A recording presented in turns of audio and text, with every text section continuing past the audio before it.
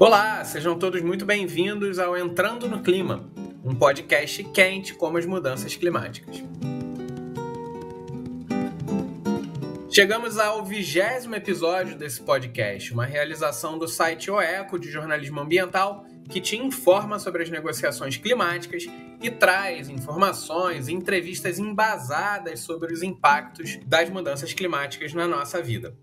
Eu estou aqui com Cristiane Prisibischi, mais uma vez. Tudo bem, Cris? Oi, Márcio. Oi, ouvintes. Tudo bem? Cris, queria que você trouxesse para a gente quais foram as últimas movimentações, as últimas novidades direto do Azerbaijão, né, das lideranças que estão organizando, então, a COP29. Você tem notícias do que aconteceu nas últimas semanas? Parece que a COP29 está rapidamente se transformando numa cúpula do Anything but Climate, qualquer coisa menos clima. O principal negociador do Azerbaijão, o Yalcin Rafiyev, ele enumerou uma lista de planos e metas para o encontro para a COP29, abrangendo vários temas, como cessar-fogo global, empoderamento da juventude, saúde, esporte, capacitação e uma análise mais adequada, por exemplo, de superpoluentes.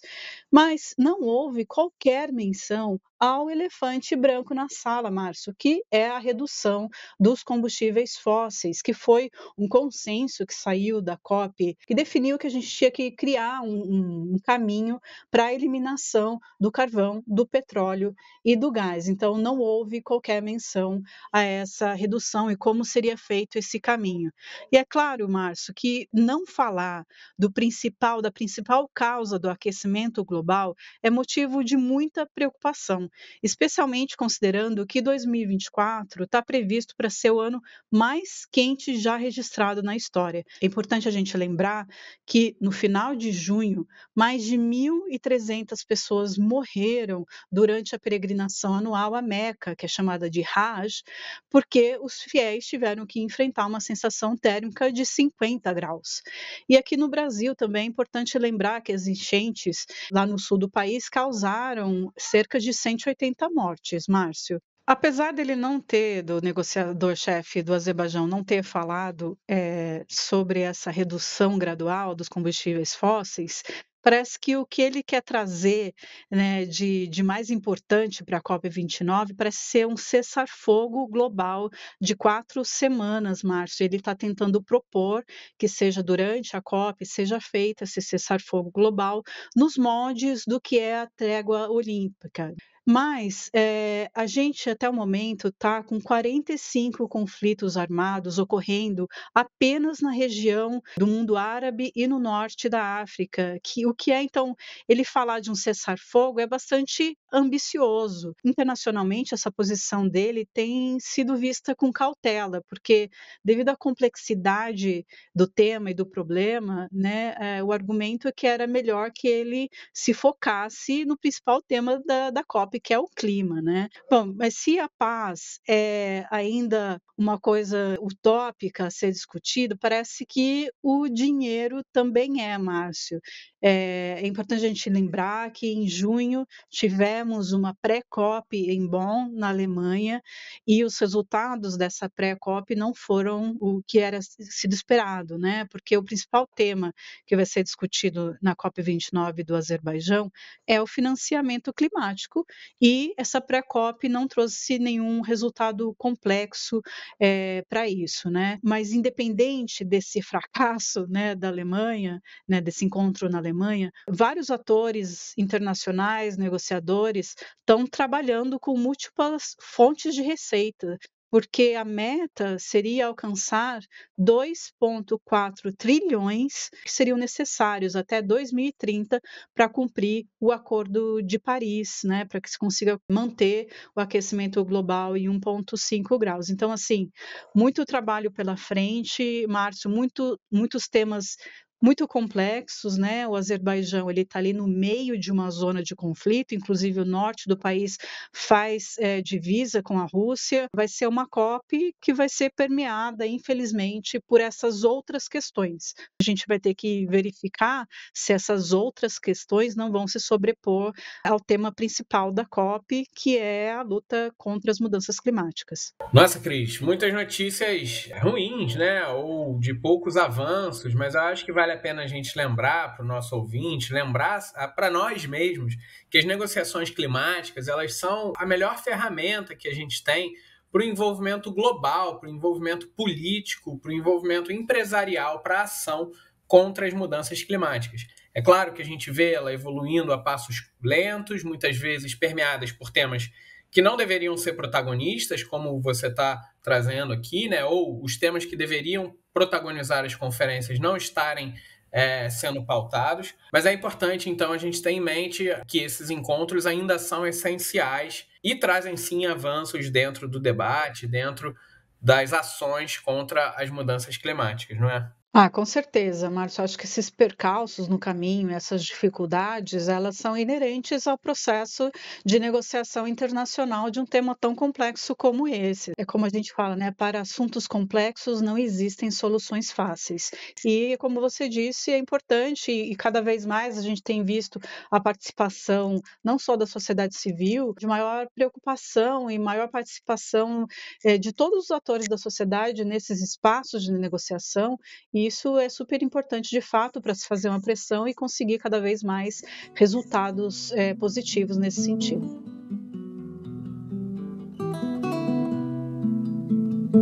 Chegamos então ao segundo bloco do nosso podcast, onde a gente vai trazer uma entrevista e pretendemos nos próximos episódios preparatórios para a COP29 sempre trazer para vocês, ouvintes, entrevistas e opiniões embasadas sobre os principais temas relevantes aqui na pauta ambiental. Mais uma vez, o Pantanal arde em chamas, muito fogo, período de seca prolongado, incêndios criminosos na maioria das vezes, e a gente chega numa situação crítica no bioma, e a Cris vai trazer um pouquinho mais de informações sobre isso. Pois é, Márcio, o fogo já destruiu uma área 6 vezes maior do que o Rio de Janeiro, e o bioma tem o pior semestre da série histórica do Instituto Nacional de Pesquisas Espaciais, o INPE. Então, o Pantanal teve mais de 3.500 focos de incêndio no primeiro semestre. E por que é importante falar de queimadas no Pantanal? O que ele tem a ver com mudanças climáticas?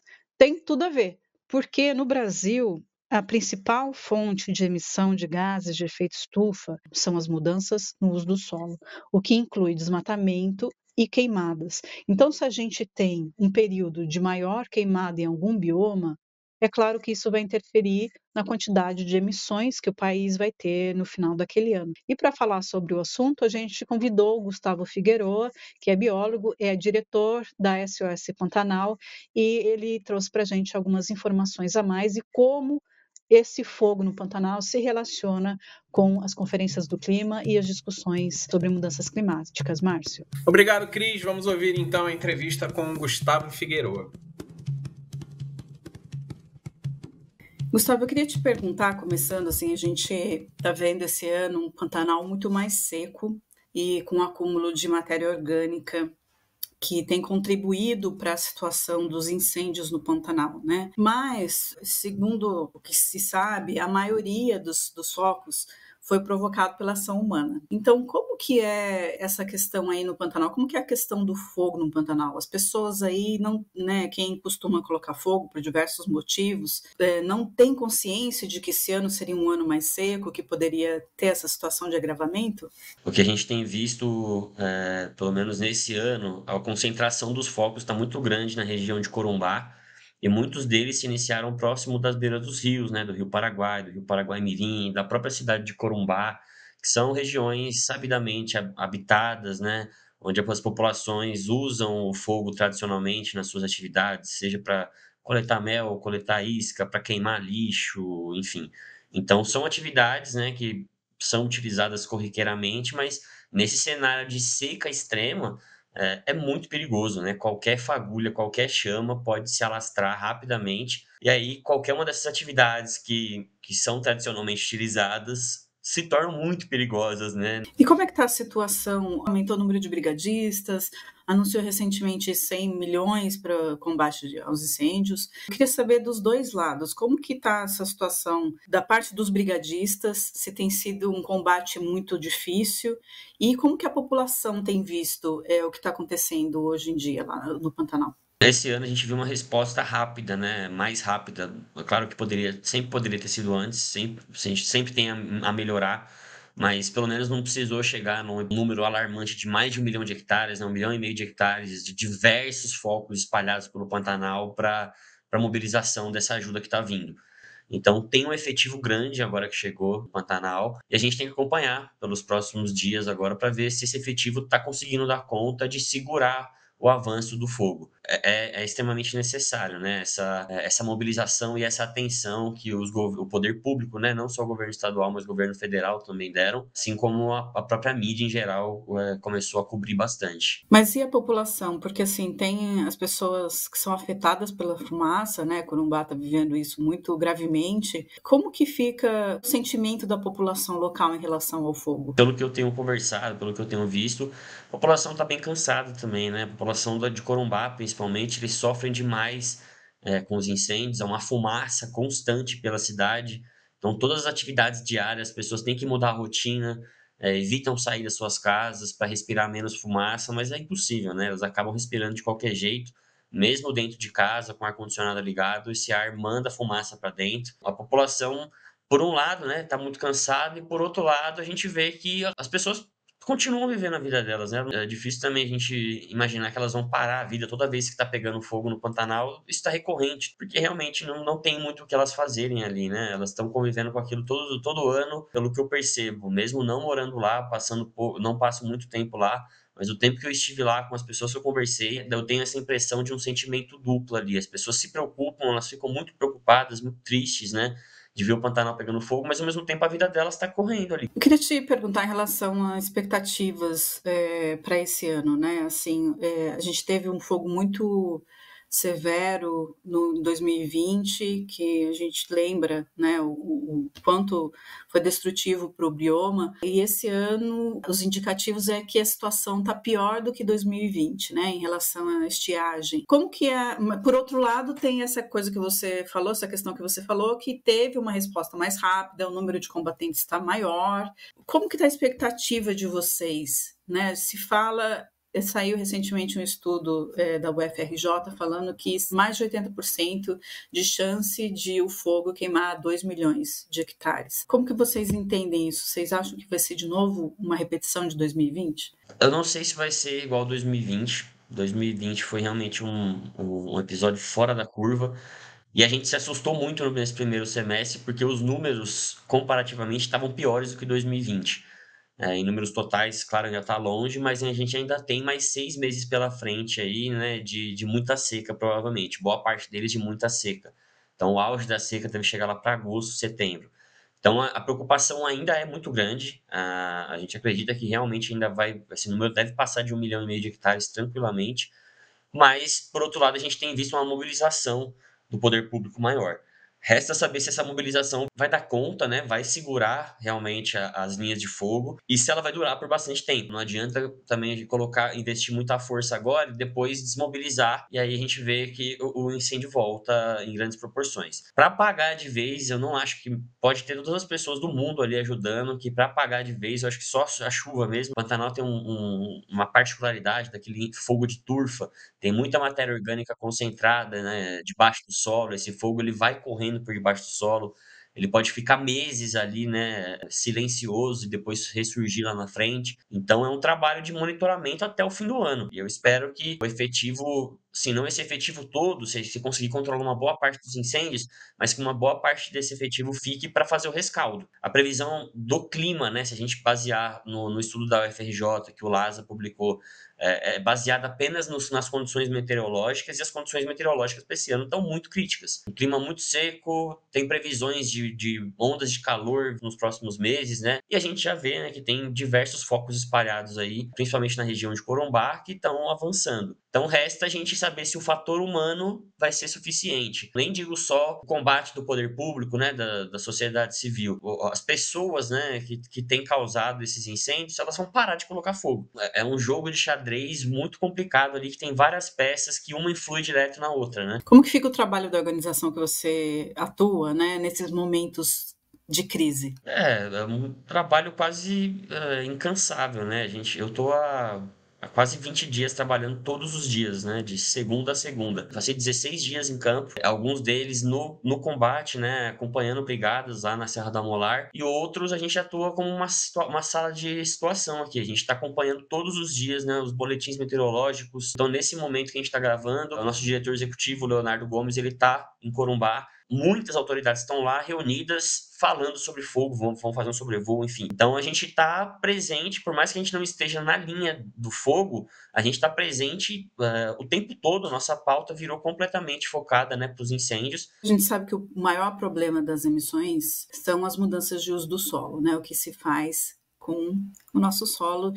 Bom, assim, a gente sempre, quando fala de mudança do uso do solo, pensa na Amazônia, né? Mas o Pantanal, nos últimos anos, ele tem ocupado, infelizmente, um lugar de destaque, né? Nessa questão do fogo e das emissões, né? Como é que isso fica? Como é que essa situação recorrente que tende a se agravar com as mudanças climáticas, como é que fica para o Brasil na questão de emissões? Né, o Pantanal virou um novo foco de importância que precisa ser dado mais cuidado, ou é uma situação que é uma fatalidade que pode não acontecer?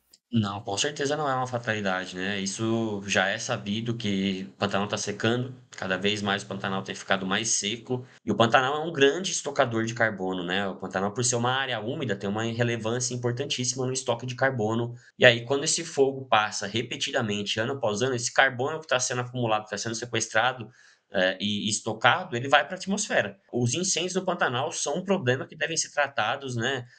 Colocados no radar, junto com o mapa de emissões que o Brasil tem feito, tem causado, muito importante. Então, e é um problema que dá para ser trabalhado ainda mais na prevenção, com educação ambiental, com conscientização das pessoas que moram por ali, com o manejo integrado do fogo, enfim, com mais recursos para brigadistas.